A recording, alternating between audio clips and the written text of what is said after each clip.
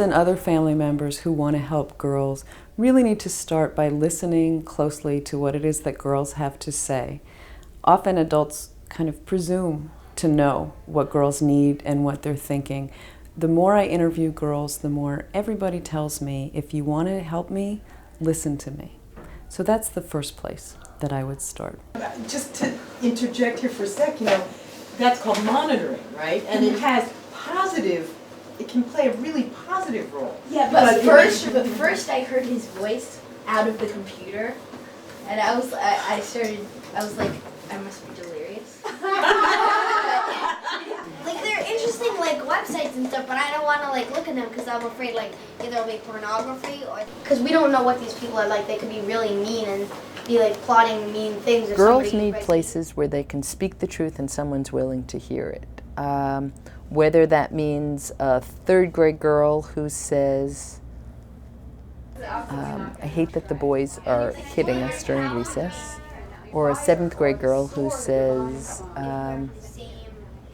I don't like that other boys and other girls are talking about my body, or calling me a whore, or saying I'm a prude, or a ninth grade girl says, because I'm a lesbian, I don't feel like I've got any place in this school, and everything's about the prom and about dances, and you can't go alone, and you got to go with a boy, and what's that about? Or a fourth grade girl who's scared because every time her uncle comes over, he touches her in a way that she doesn't like.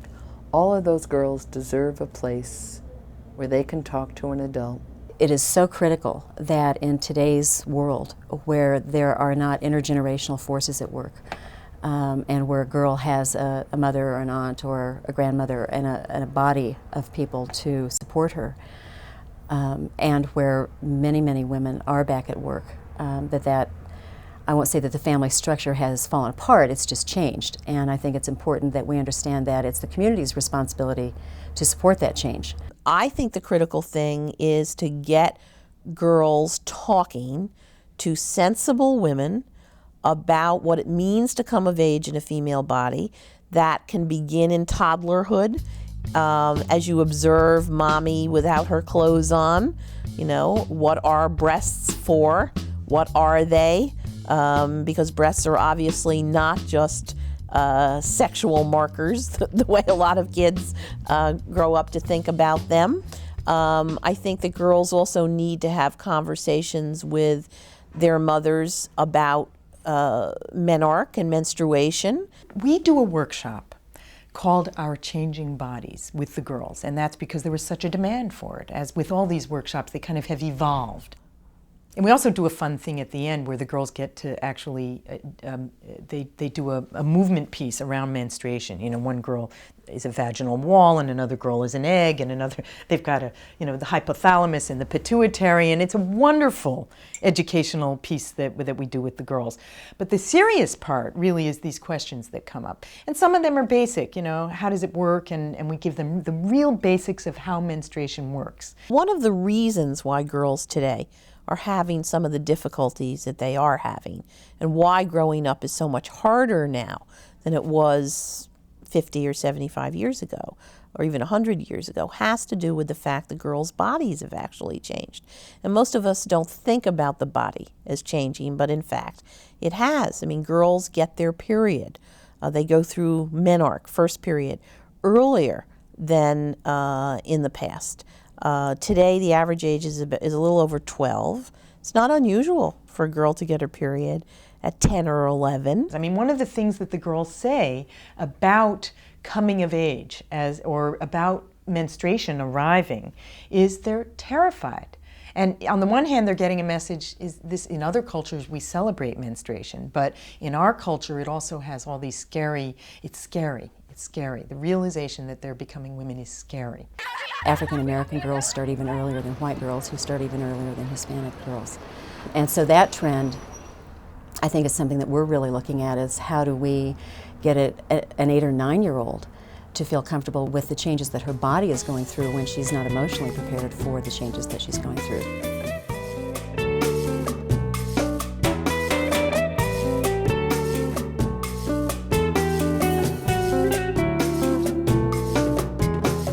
They're also having sex earlier. So we've got this new biological and social timetable.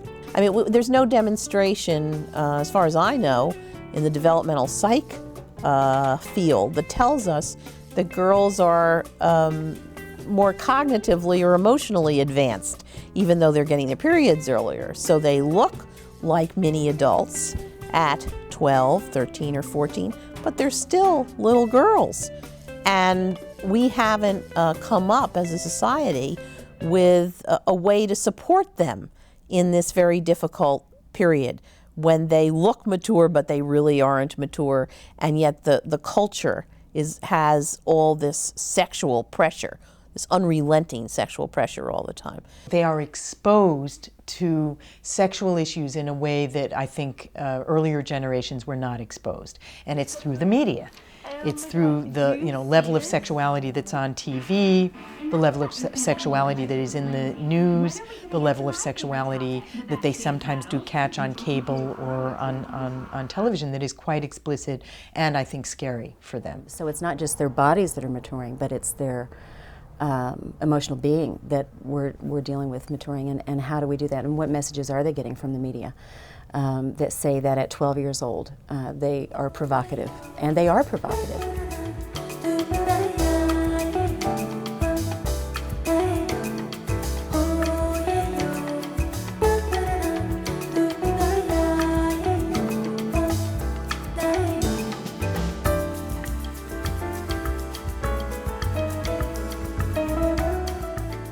I think what's happened is we live in a society where there's an enormous amount of talk about sexuality, a lot of explicit sexuality.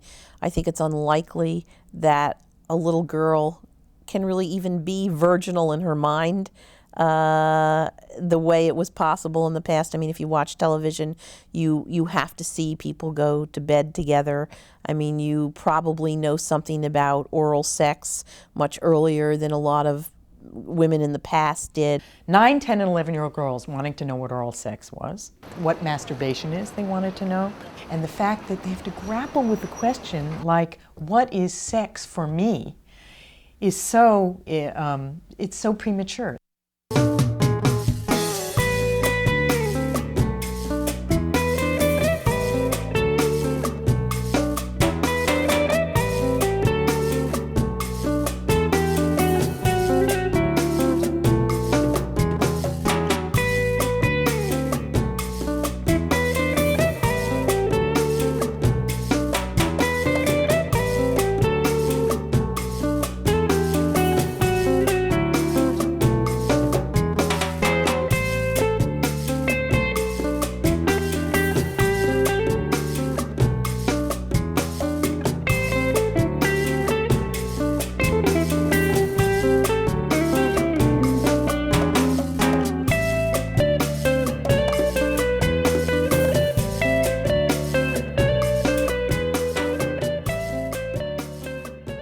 I think that sex is about lies.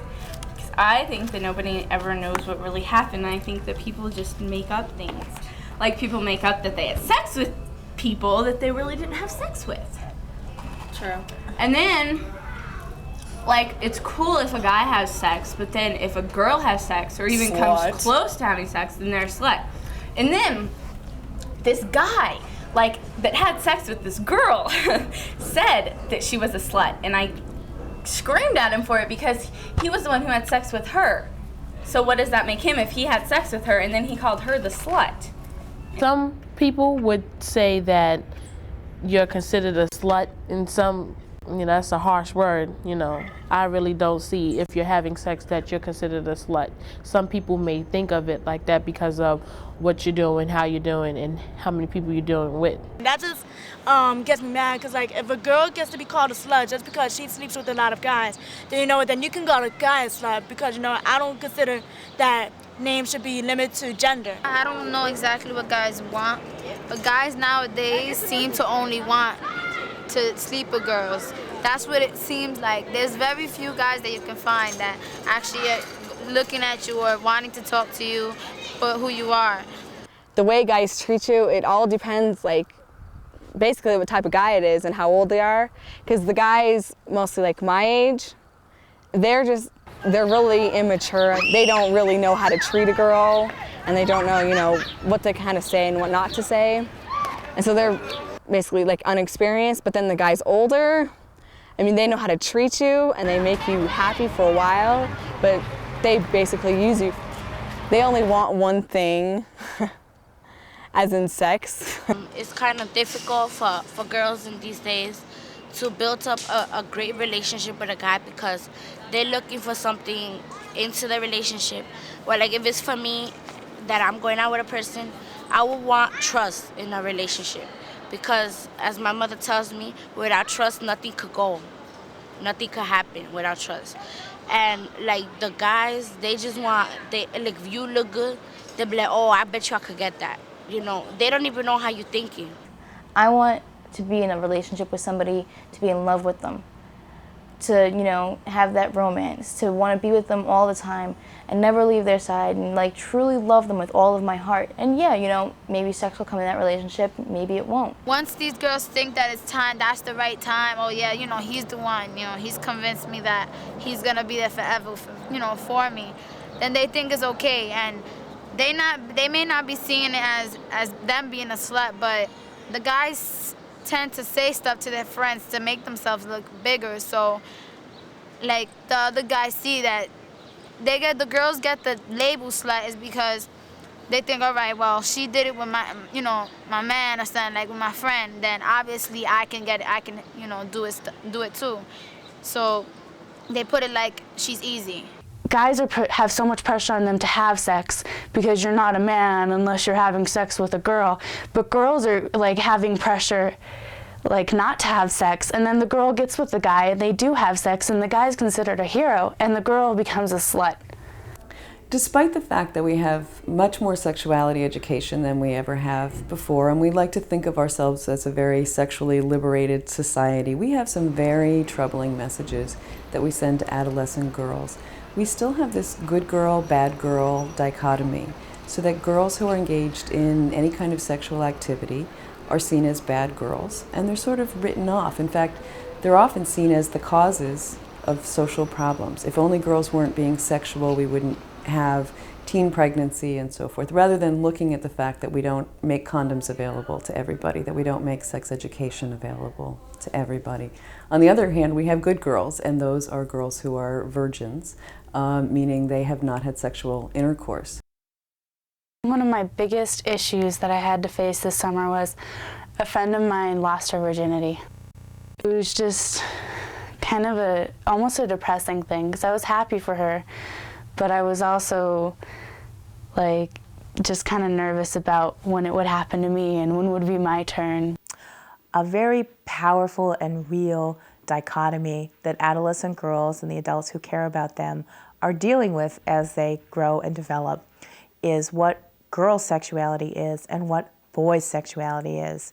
Now, we have very powerful ideas and stories in this society about what is normal sexuality for girls and what is normal sexuality for boys. And I think it's very important to recognize that these are stories, these are ideas. We often understand them as physical realities. And I'm here to tell you that that's a myth. The story that we all know about boys' sexuality is that boys are completely sexual. They suffer from raging hormones. They cannot be controlled, and they are not held responsible. There's no explanation why exactly, who started the whole thing, the whole trend of the guys, calling girls sluts, or girls having to appear to guys as, these big things, that just that's just a big issue. There's no reason. There's no like explanation for it. It's done, and that's what makes it harder for girls. It hasn't changed, and it keeps on going for generation and generation. Each girl goes through it.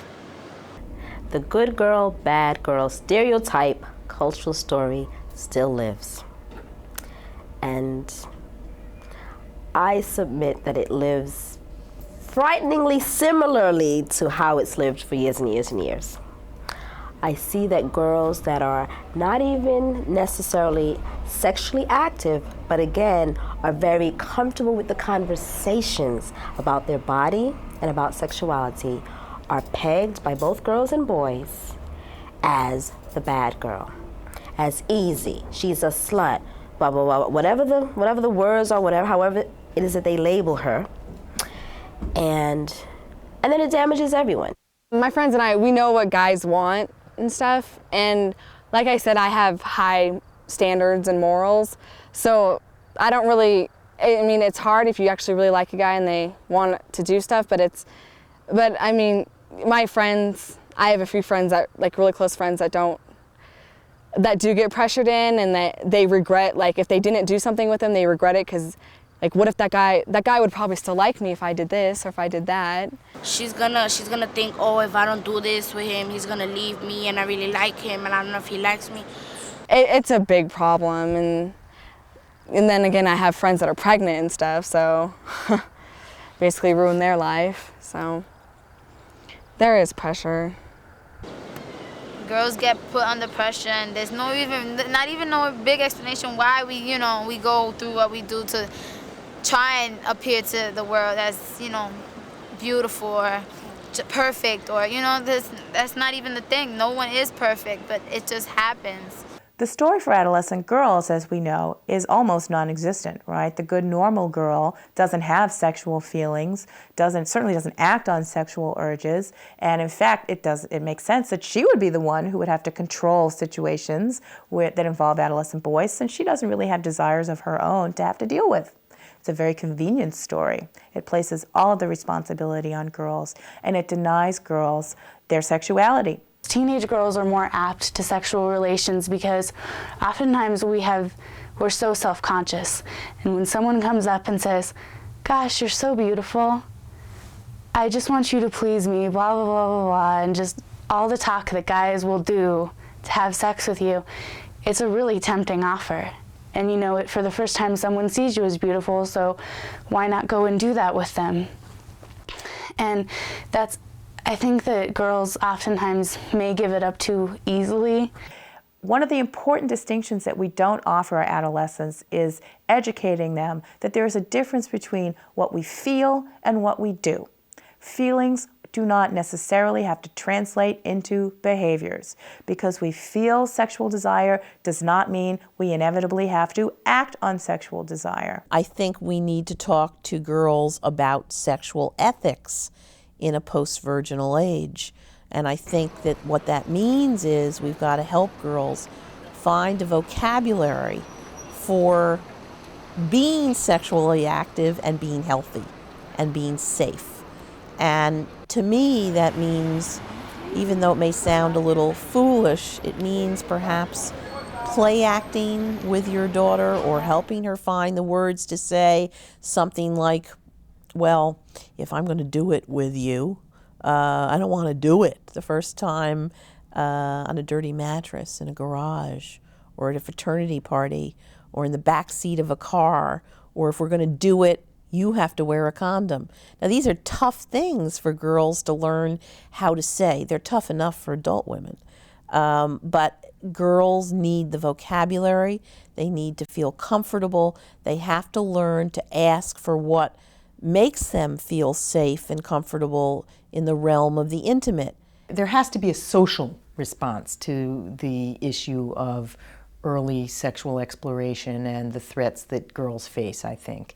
And the social response is to make sure that girls get educated about sexuality and about their rights and about themselves. And so there's a social obligation, I think, for the schools and for society to take that responsibility on. I think it is part of the conversation now for girls to admit to sexual desire, regardless of what their behavior is. I've seen that more. I've seen girls just talking about things they're curious about, things they'd like to do, things they've tried, their fears and concerns about sex and sexuality.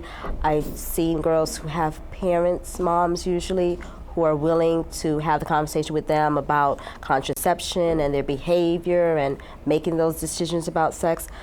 So it seems to me that more of the conversation is happening now.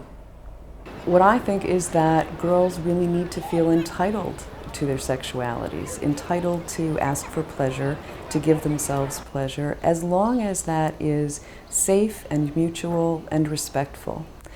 It's making sexuality so taboo and therefore not talking about how to protect oneself from victimization, from sexually transmitted infections, from pregnancy and so forth. That's really the problem. Kids are having sex. They just are. And they're going to have sex whether we help them to protect themselves or not. Sexuality is our thoughts, our feelings, our behaviors, our relationships. It's a part of who we are. It's our bodily feelings, it's our emotional feelings, it's our sense of identity in part, and it's what we do to express those feelings in different kinds of behaviors and different kinds of relationships. What often gets lost from these discussions also, though, is forms of sexual activity that don't involve intercourse. We tend to just think of it as either you've had intercourse so you're sexually active, or you haven't had intercourse so you're a virgin. But lesbian girls' sexualities, girls who choose to have sexual engagements with boys or with girls in ways that don't involve intercourse, they often get completely lost from our discussions on sexual activity.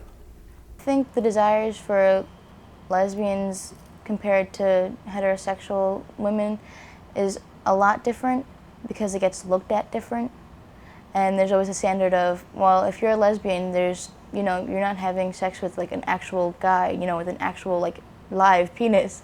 So, you know, it's like people think that if you're a lesbian and you're not having penetrative sex with a penis, then obviously, you know, you're still a virgin. I believe it is more difficult for a girl to, for any female, just to say that, oh, I want to be sexually active, or this, you know, I have a desire to be with a partner, than for a male to say that. Girls that want sex, that are just like the guys who feel a need for sex, they're even bigger. They're considered bigger sluts than a girl who totally goes against her belief and just says, all right, well, I'll make him happy and sleep with him. Girls who, you know, are okay with themselves sleeping with other guys, they're considered even more slutty than other girls. And it really is just a total double standard. I think that it's harder for bisexual girls and straight girls to deal with the rumors that fly around, the stereotypes and all these things, because there's always talk of, you know, somebody's cheating on somebody because you're bisexual, so, you know, if you're going out with a guy, you must be cheating on your guy with a girl. It's really weird, but, you know, it's something you have to deal with, and I'm not going to change what I want in my life just because it's harder. There's been a lot of attention to girls being strong, girls knowing what they want, girls making decisions, girls being effective, girls having self-esteem. Desire fits right in there. We can't ask girls to know what they want in every part of their life besides their sexuality. Sexuality is part of who we are. If we want to tell girls to know what they want and go for it, we want to tell them to know about their own sexual feelings and decide what they want to go for and when and in what situations, to make active choices so we don't have to hear from girls over and over again like we do now that it just happened. Let's liberate girls from being able to make a choice and have the fact that she has made that choice be the story of the good girl.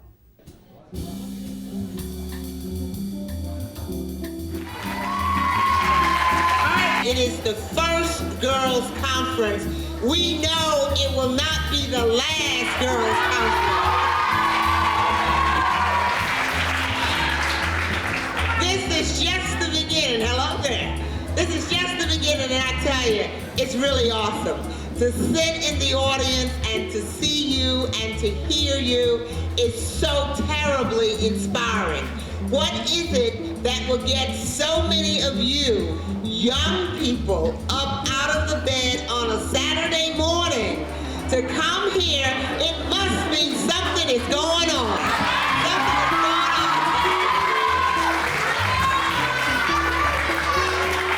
And the good news is that you are making it happen. You are setting now the stage for what can happen with girls throughout this city, country, because this has never happened before. Coming together, not only to work among yourselves, but to help us as the older adults to know what it is we should be doing. So often we have conversations about what young people need, but we don't have enough with you. It's an honor and a privilege on my part to introduce my friend and our distinguished Congresswoman Nidia Margarita Velázquez.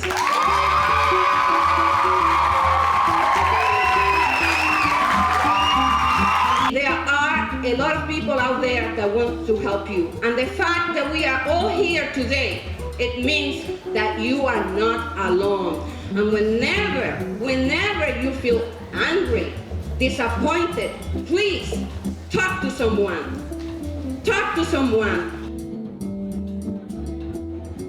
Don't allow anyone from stopping you from dreaming.